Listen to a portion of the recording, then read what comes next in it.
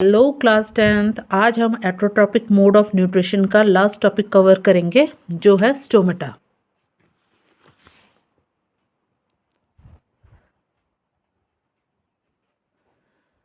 Stomata के बारे में थोड़ा बहुत हम प्रीवियस वीडियो में देख चुके हैं कि स्टोमेटा एक स्मॉल ओपनिंग होती है जो एपिडर्मल लेयर में प्रेजेंट होती है।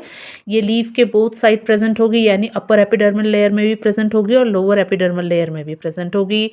और ये जो स्टोमेटा होती है इसके बारे में भी मैंने आपको बताया था कि जो ये स्टोमेटा होते हैं अपर लीफ में इनके जो नंबर्स होते हैं वो लेस होते हैं, जबकि जो लोअर लीफ में है इनके नंबर ज़्यादा होते हैं। अब ऐसा क्यों होता है इसे हम वीडियो में आगे पढ़ेंगे। लेकिन सबसे पहले हम स्टोमेटा के बारे में जानते हैं, उसके स्ट्रक्चर की स्टडी करते हैं।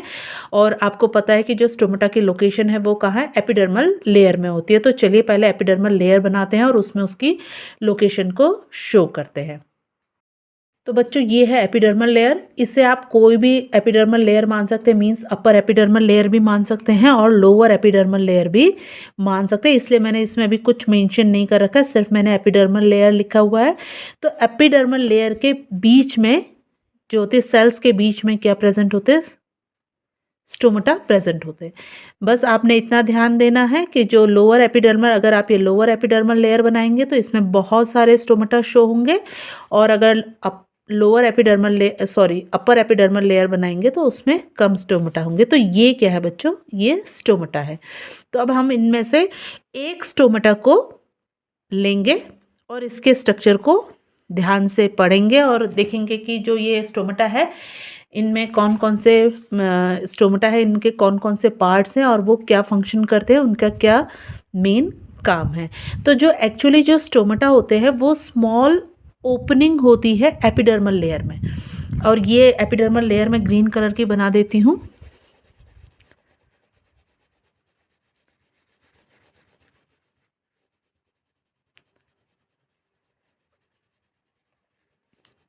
जो स्टोमेटा होते हैं वो एक स्मॉल ओपनिंग होती है, यानी पोर होता है एपिडर्मल लेयर में।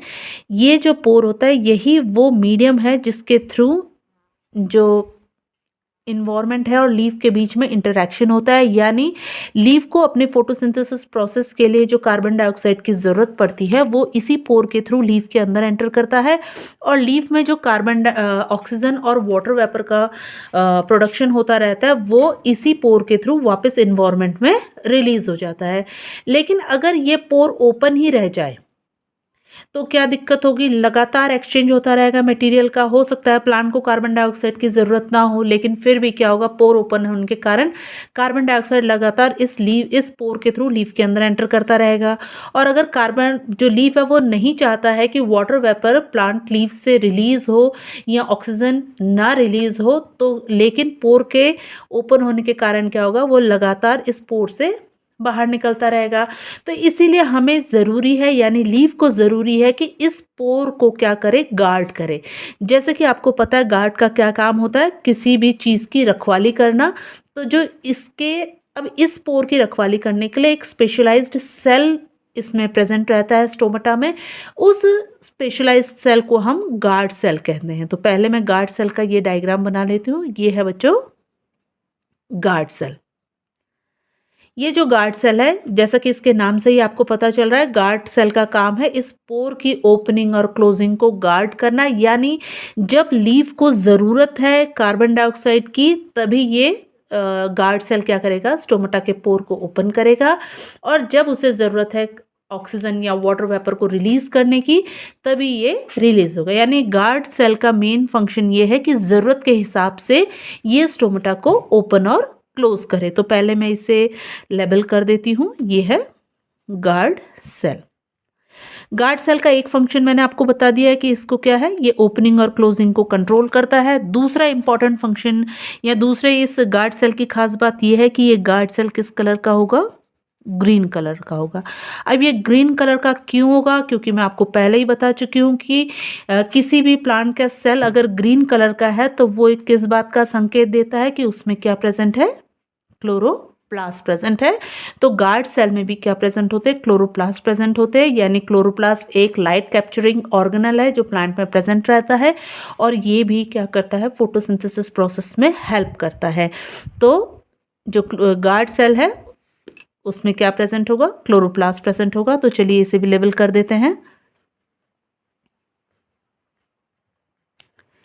अब ये जो गार्ड सेल है इसके अंदर की तरफ इनर में क्या होगी, थिक वॉल प्रेजेंट होगी अंदर की तरफ, जबकि आउटर साइड क्या होगी, थिन वॉल प्रेजेंट होगी।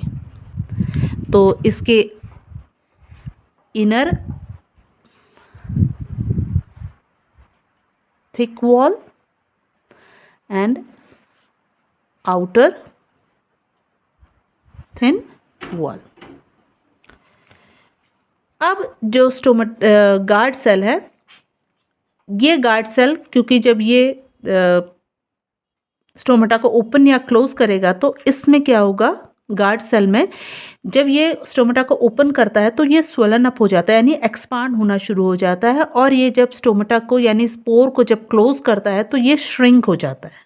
ठीक है, तो इसी ओपनिंग और क्लोजिंग के कारण, इसके एक्सपांशन और कॉन्ट्रैक्शन के कारण क्या होता है, स्टोमेटा के पोर की ओपनिंग और क्लोजिंग होती है।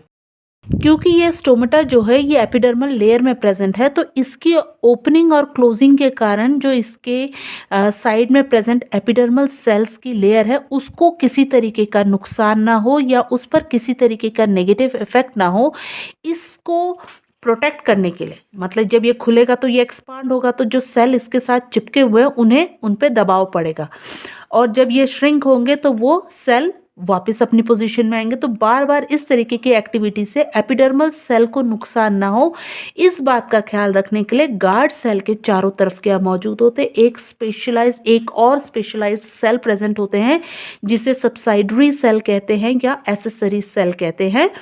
वो गार्ड सेल को चारों तरफ से कवर करके रखते हैं इस तरीके से, ताकि जब गार्ड सेल एक्सपांड हो या श्रिंक हो तो वो उसका सारा इफेक्ट अपने ऊपर ले लेते हैं। यानी ये जो सब्साइडरी सेल है ये कुशन की तरह काम करते हैं और किसी भी तरीके का नेगेटिव इफेक्ट एपिडर्मल सेल की लेयर पर नहीं होने देते हैं।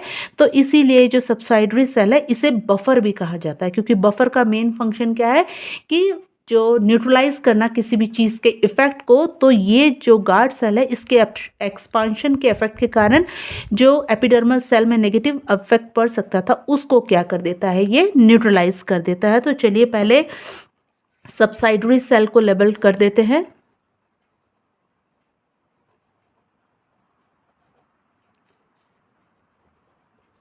अब जो एपिडर्मल सेल की लेयर है वो, यानी जब हम इस स्ट्रक्चर को ध्यान से देखेंगे एपिडर्मल लेयर को, यानी अगर ये गार्ड सेल है तो इसके चारों तरफ क्या प्रेजेंट होंगे, इस तरीके से सब्साइडरी सेल प्रेजेंट होंगे, और उसके बाद क्या होगा बच्चों, ये एपिडर्मल सेल की लेयर प्रेजेंट होगी ताकि एपिडर्मल सेल की लेयर को किसी भी तरीके का कोई नुकसान ना हो सके।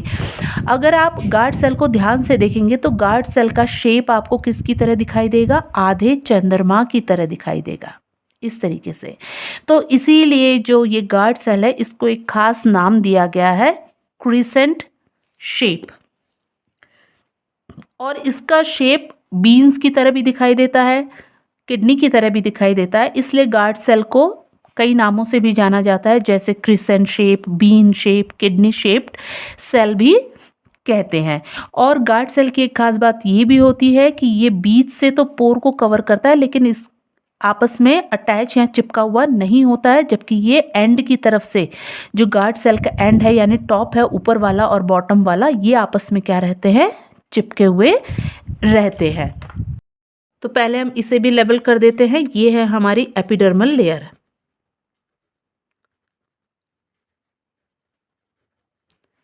ये है हमारा पोर। तो इस तरीके से क्या हो गया, ये स्ट्रक्चर हमारा एक तरीके से कंप्लीट हो गया है गार्ड सेल का, ये स्टोमेटा का। इसमें वैक्यूल भी प्रेजेंट रहते हैं, वैक्यूल भी क्या रहते हैं बच्चों, प्रेजेंट रहते हैं।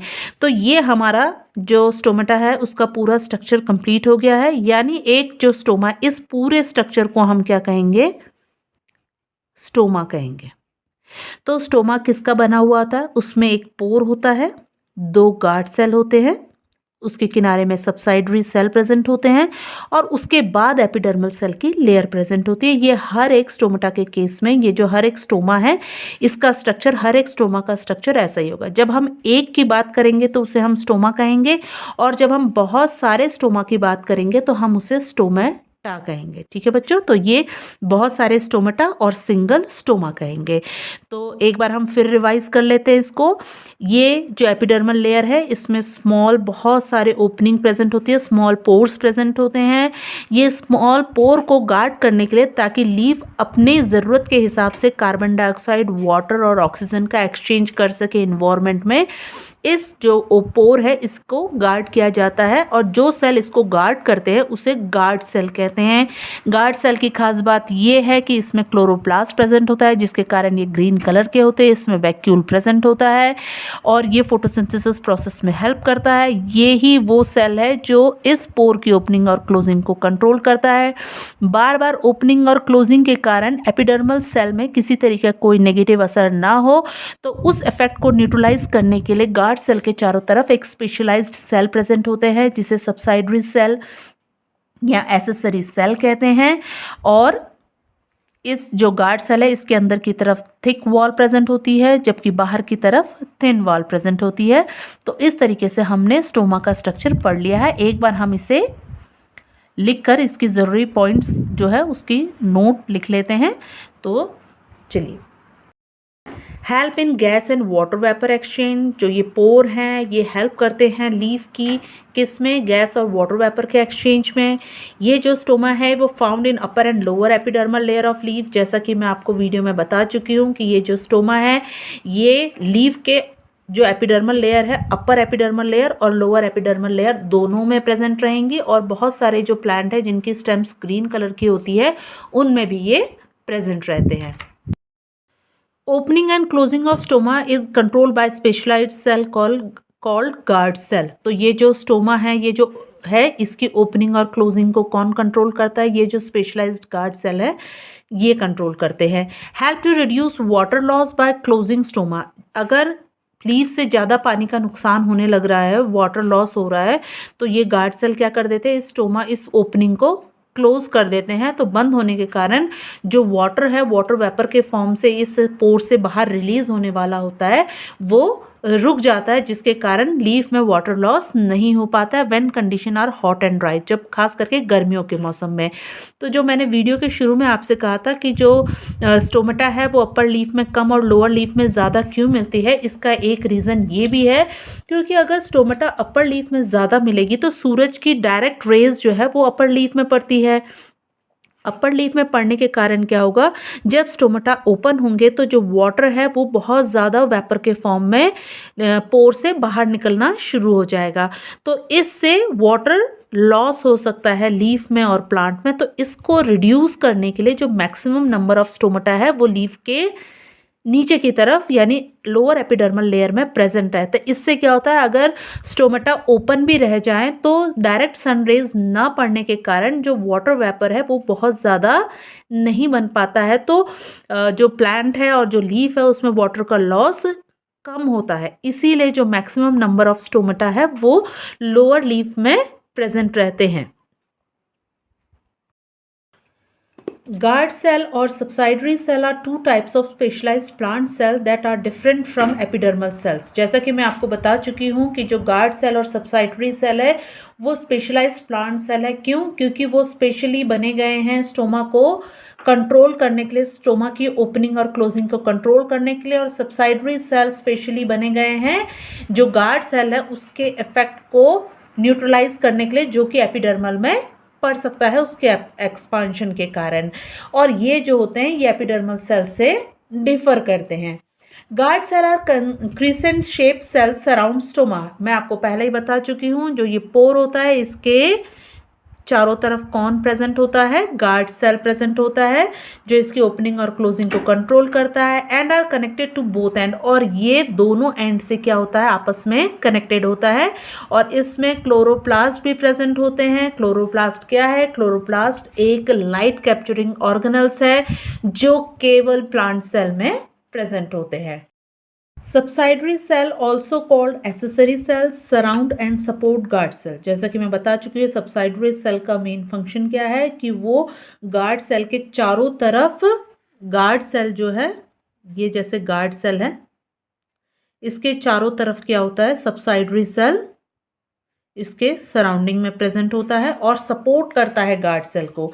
एक्ट एज बफर, ये बफर का काम करता है क्योंकि ये जो गार्ड सेल है उसके इफेक्ट को न्यूट्रलाइज कर देता है। और ये बफर किसके बीच में काम करता है, किसके बीच में, कुशन की तरह काम करता है between guard cell and epidermal cell. ये जो है ये हमारे एपिडर्मल सेल है।